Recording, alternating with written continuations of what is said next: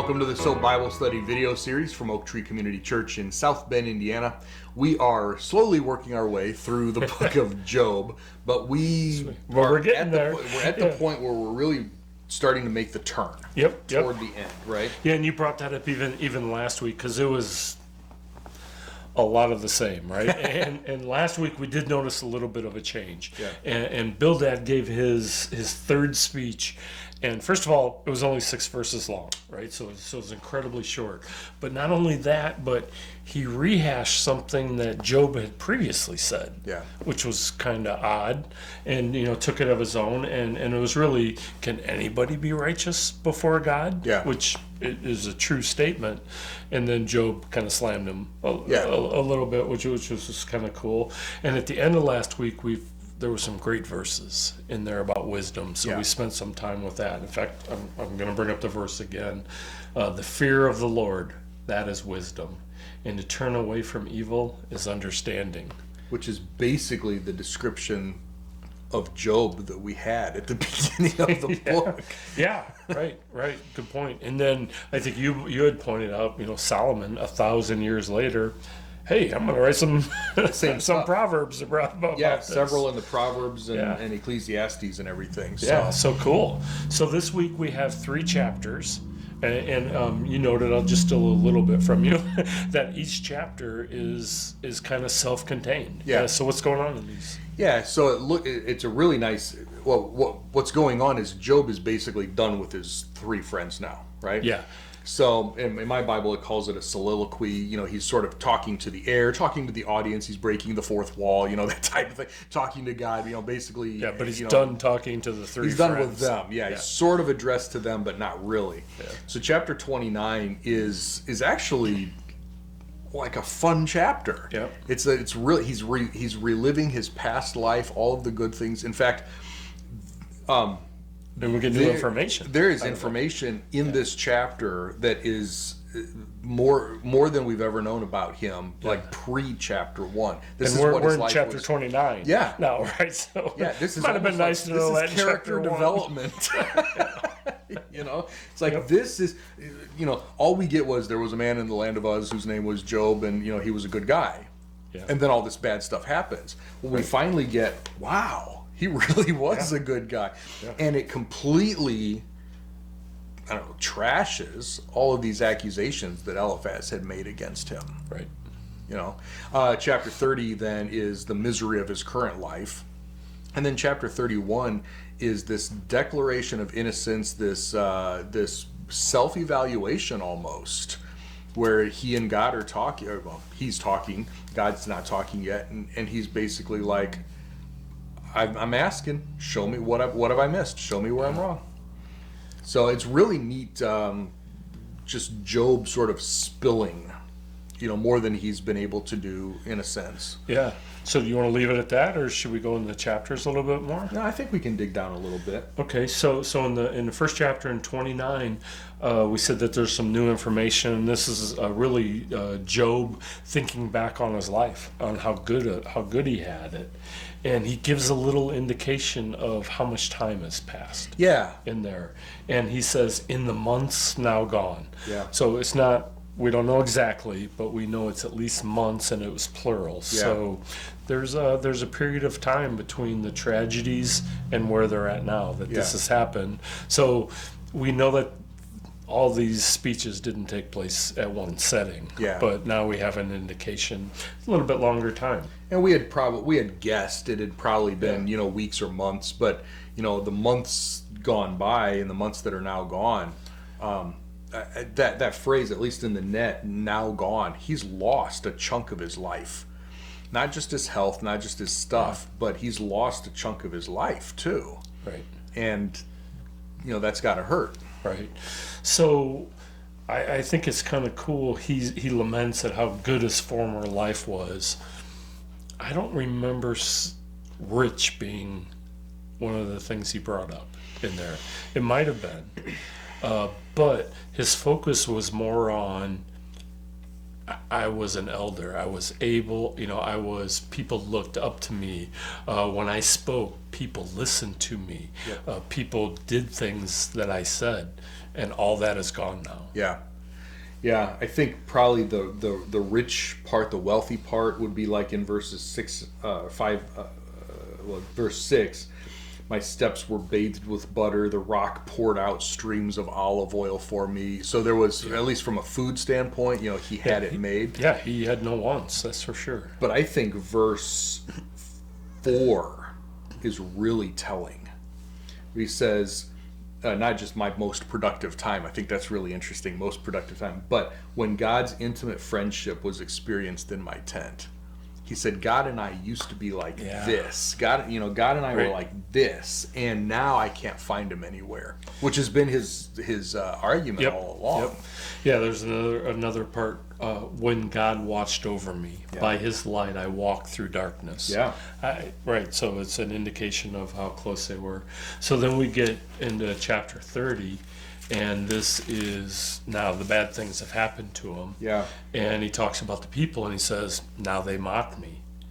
And Job feels like his soul is pouring out. Yeah. Because really, he hasn't changed. I mean, he has. I mean, there's some physical differences that have gone on, and certainly this terrible thing, but everybody's perception of him has certainly changed. It's interesting. He portrays himself like a judge, and I think he probably was, an elder in the, like a judge.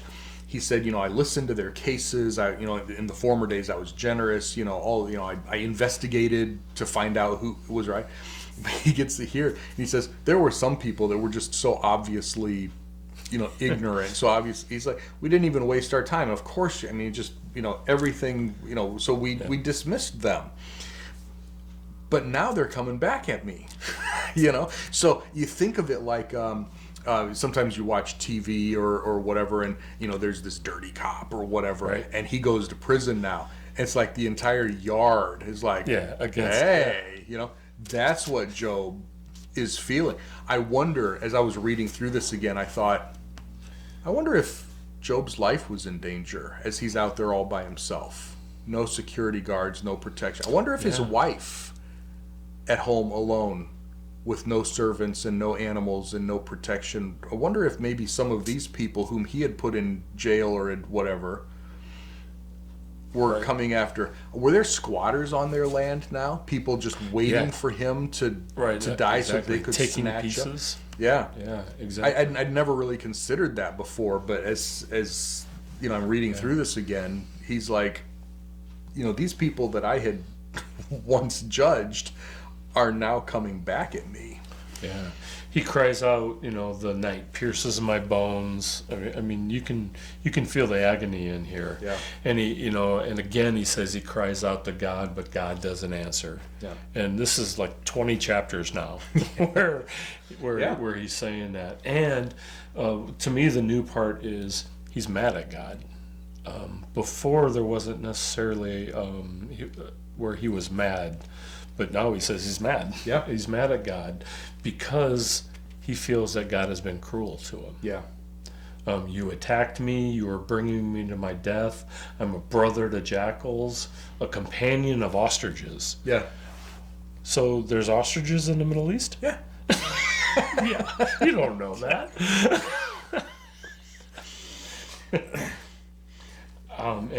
So kind of,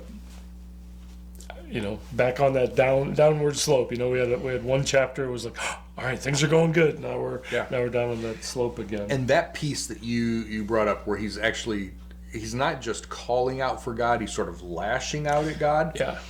It's at that point, back in chapters 1 and 2, Job did not sin and curse God with his mouth. He does get to this point where I think he crosses that line, and when we're not that far away now. We're close to the end. When God finally speaks to him, he's going to call him out for this. Yeah. There is some repenting Job is going to have to do. Not because of maybe the first 20 chapters or whatever. Right. But he gets to the point where, all right, buddy, you crossed the line. Yep. So then in chapter 31, like we said, Job has proclaimed his innocence all along. He reaffirms it again for 40 verses. And he says, hey, I get it. If I would have done this, I should be punished. This should have happened to me. But I didn't do that. Well, he goes point by point now. Now he's just like, what is left? I made a list. If I have eaten produce without paying, let thorns sprout out in place of wheat. He went so far as, if I looked at another woman, then may my wife commit adultery with all these other people. I mean, it's just like, if I'm errant thoughts, if I was disobedient, if I had the wrong attitude toward people of lower social status, if I wasn't generous to the needy, if I wasn't faithful to God, he's just listing, he's like, show me what I missed. That's all I'm asking. Right. And then it ends with, the words of Job are ended. Now, he does talk more, so he's not totally. I think 4 verses. Is all in the next 10 chapters. I think I've got it. 5, maybe 5 or 6 verses out of the next 10 chapters. Job has any spoken lines at all. But I think this is his court case. Right. So we had seen for weeks that just let me plead my case before God. This is his case. This is his case. And that line right there, the words of Job are ended, that's like defense rests. Yeah, exactly. That's what it is. That's what it is. He has nothing else to say. Right.